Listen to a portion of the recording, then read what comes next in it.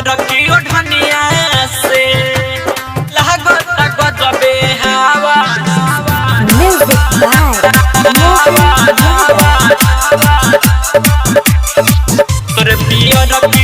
तोरे पियर की ओढ़निया से गोरी लागता गजबे हवा तोर पियर की ओढ़निया से गोरी लागता गजबे हवा तोर पियर की ओढ़निया से आगे बसल बा मोर परान हो आगे बसल बा मोर परान कनवा के कन बलिया में गोरी लागता गजबे हवा तोर पियर की ओढ़निया से गोरी लागता गजबे हवा तोर पियर की ओढ़निया से धूम रिकॉर्डिंग स्टूडियो कठरिया बाजार तोर पियर की ओढ़निया से लागता गजबे हवा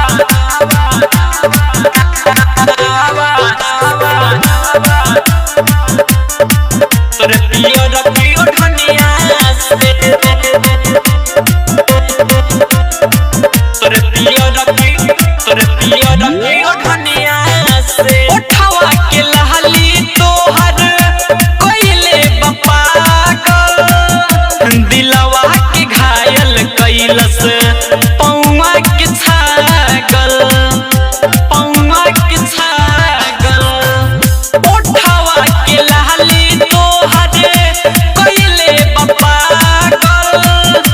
दिलवा के घायल कैलस पौवा के छागल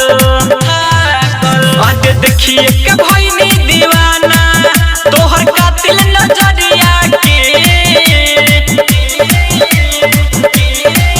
गोरी लागता गजबे हवा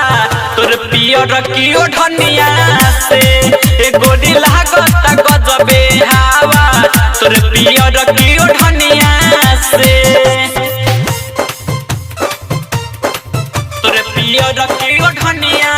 से लागता गजबे हवा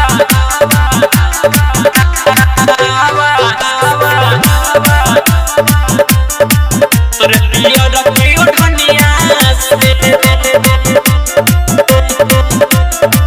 तोर पियर की ओढ़निया से जितेंद्र राज सुना देख के भइल फीदा राइटर जीतू तोहरा पड़ गइल पीछा जितेंद्र राज सुना देख के भइल फीदा चंदन राकेश तोहरा पड़ गइल पीछा आगे सागर रविंदर संदीप मार कोइले बजरिया में